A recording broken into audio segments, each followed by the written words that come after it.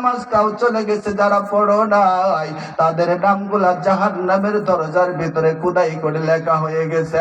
এই লোকগুলা জাহান্নামের ভিতরে যাবে। আল্লাহ বলে, রে মুক্তা গাছের অমুক লোক, তোর নামটা জাহান্নামের দরজায় লিখে দিলাম, তুই জাহান্নামের আগুনের ভিতরে যাবি। একটু বলেন তো, এই জাহান্নামের আগুন কি সহ্য করা সম্ভব? রাবিয়া বসরি তিনি একজন আল্লাহর ওলি ছিলেন। রাবিয়া বসরি একদিন জাহান্নামের আগুন আর দুনিয়ার আগুন পরীক্ষা করার জন্য দুনিয়ার ভিতরে তাহাজ্জুদ নামাজ পড়ার পর একটা কুফি বাতি জ্বালাইয়া এই কুফি বাতির ভিতরে শাহাদাত আঙ্গুলটা ঢুকাইয়া দিছে।